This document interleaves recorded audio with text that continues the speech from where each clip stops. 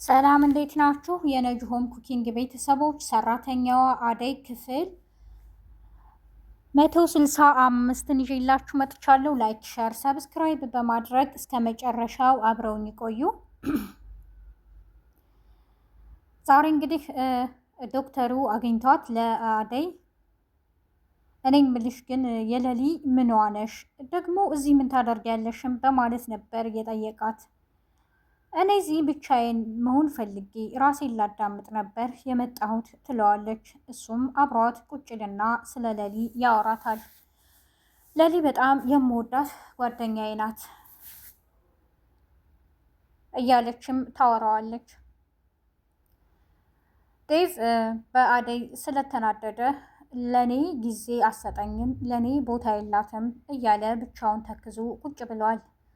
ፍቅር ድንገት ታገኘዋለች። ወደ መኝታ ክፍል በመሄድ ምን ሆነህ ነውም በማለት ትጠይቀዋለች። ቤዛ ደግሞ ወደ አበበ ቤት እና ወደ እነ ሄለን ጋር በመሄድ ለአበበ እኔ ምልህ አበበ ሚስትህን ግን እንዴት ታምናታለህ? ከገጠር ነው የመጣችሁት። ከተማው እንደ ገጠሩ አይደለም። ሰው በጣም ጥሩ አይደለም። ስለዚህ ይሄ ወጣ ወጣ ማለቷ ደስ አላለኝም እያለች ትነግረዋለች። ቤዛ ከወንድሟ ጋር ተመካክራለች። እኔ ሄለንን አንተ ሄለንን ታጠምዳለህ፣ እኔ አቤን እኔ ምን እንደሚያስቡ በጣም ይገርማል። ቤዛ ስለ ሰዎች ይጎዳሉ የሚል አስተሳሰብ ስለሌላት የራሷን ጥቅም ብቻ ነው የምታስቀድመው እና አሁንም ተንኮሏን ይዛ እየተንቀሳቀሰች ነው።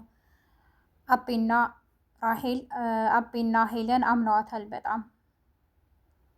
ባለፈው ስላስቀየምኩሽ ይቅርታ፣ እዚህ ቤት መኖር ትችያለሽ፣ ይህን ያደረኩት ደግሞ ሄለን ስለተቆጣች ነው እያለ አቤ ይነግራታል። ቤዛም በጣም ደስ ይላታል። ሄለን እነ ፍቅር ጋር ደርሳ ከነ ሮማን ጋር ስትወጣ ለሮማን ፍቅር ግን ምንድን ነው እያደረገች ያለችው? የቤዛ ወንድም እዚህ ምን ያደርጋል? ደግሞ ተደብቆ ነው ያለው እያለች ነግራት ነበር። እኔ ስለዚህ ምን ላውቅ እችላለሁ? ፍቅር የማታስበው ነገር እኮ የለም አላውቅም ብላት ነበር። መንገድ ላይ ስትመጣ ደግሞ ቤት አምልጦ ታገኘዋለች የቤዛን ወንድም። እንዴ ሄለን ወዴት እየሄድሽ ነው ይላታል። ወደ ቤትም ነው፣ ነይ ሻይ ቡና ይላታል። አይ እኔ አልሄድም ትለዋለች። ቤዛና ወንድሟ ተንኮላቸውን ቀጥለዋል። ቤዛ እቤት ቁጭ ብላ ታገኛታለች። ሄለን ስትመጣ እንዴ አቤ የት ሂዶ ነው በማለትም ትጠይቃታለች። አቤ የለም ትላታለች። መጀመሪያ ቤዛ ስለ አቤ ብዙ ነገር አጣርታ ነበር። ሄሎ እያለ እህቱን እያወራ ነው ወደ ውጭ ወጣው ብላ ሴራዋን ጀምራላታለች። እንዴ አቤ እኮ እህት የለውም ትላለች ሄለን። እና ታዲያ እህቱ ናት ብዬ እኔ ገምቼ ነው የኔ ቆንጆ እያለ ነው የሚያወራው ትላታለች። የኔ ቆንጆ በማለትም ጥርጣሬ እንዲፈጠርባት አድርጋታለች።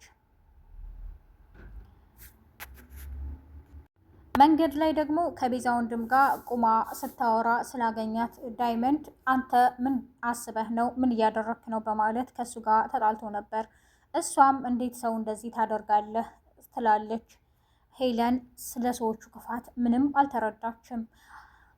ዳይመንድም እኔ ለራስሽ ባገዝኩ ጭራሽ እኔን ከፍ ዝቅ አድርገሽ ትሄጃለሽ፣ እንዲህ የራስሽ ጉዳይ ነው ብሏ ትቶ ይሄዳል።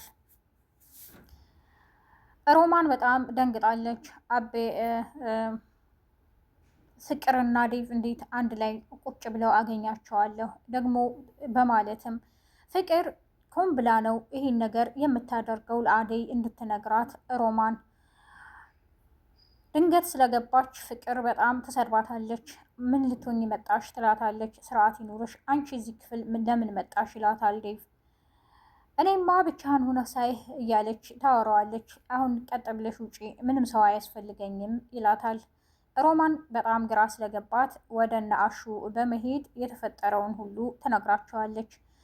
ሮማን አንቺ ስለ ዴቭ አታውቂም፣ ዴቭ እኮ የአክስቴ ልጅ ነው፣ ይሄን ሊያደርግ አይችልም ትላታለች። ሮማን 100% ሁኜ የምነግርሽ እሱ ከአደይ ጋ ነው፣ ሌላ ሰው ምንም እንትን አይልም፣ ግን ፍቅር ሆን ብላ ያደረገችው ነገር ነው በማለት ትታ ትሄዳለች። ሮማንም እኔ ግራ ስለገባኝና ሁኔታዎች ደስ ስላላሉኝ ነው ብላ ለአሹ ትነግረዋለች። በረከት ዶክተሩን ሄዶ ድንገት መንገድ ላይ ያንቀዋል። ብዙ ካስጨነቀው በኋላ ይለቀዋል። በጣም ይቅርታ፣ ይሄን ማድረግ አልነበረብኝም፣ ግን በጣም ስለጨነቀኝ ነው።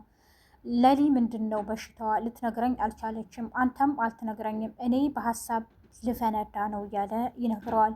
ይሄን ማድረግ አልችልም እሷ ፈቃደኛ እስካልሆነች ድረስ፣ ይሄ ደግሞ የሕክምና ባለሙያ ግዴታነቴ ነው ይለዋል። በረከትም በቃ ይቅርታ ይህን በማድረጌ በማለት ትቶት ይሄዳል። ማዘሯ ወደነ ለሊ ቤት መታለች። ማዘሯ ብዙ ታወራታለች።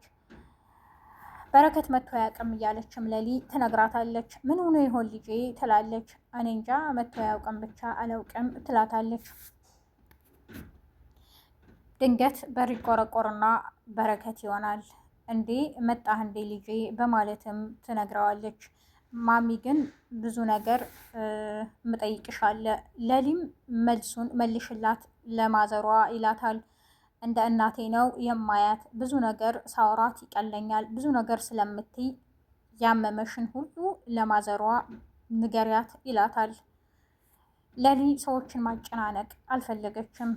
በቃ ማዘሯ ጋር አውሩ በሉቻው በማለት ትቶ ይሄዳል። ቅምጥልና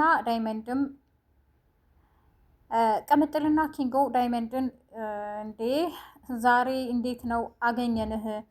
ልጆች ደህና ናቸው በማለት የሚጠይቁታል። ደግሞ ስለ ልጆች የምናሳወቃችሁም ይላቸዋል። እናንተ ደስ ሲላችሁም ደስ ሳይላችሁም እኔን እኮ አዛ አደረጋችሁኝ፣ ምንድን ነው ችግራችሁ ከኔ ይላቸዋል። ባለፈው እኮ እየተከታተልንህ ነበር፣ የዛን የዶክተር ንብረት ሰርቀህ ነበር አይደል የሮጥከው? ቢቀርብኝ ይሻል ነበር። ሆስፒታል ወስዶ ብዙ ነገር ነው ያናዘዘኝ። በቃ ተውኝ፣ እየተከታተላችሁኝ እንደነበር አሁን ገና ገባኝ ይላቸዋል። ዴቭ ብዙ ነገር ደስተኛ ስላልሆነ በአደይ ለምለምን እየተከተለች የለምለም ህመም ስላሳሰባት እሱን እንዴት ነው ስለ እኔ ማሰብ ያቆመችው በማለትም ተናዷል። ለፍቅር እናት ሁሉንም ነገር ያማክራታል። እኔ ደስተኛ አይደለሁም፣ አደይ ለምን እንደምትሸሸኝ አላውቅም። ጭራሽ ጉዳዩዋ የለምለም መታመም እንጂ ስለ እኔ ቅንጣት ታክል እያሰበች አይደለም ይላታል።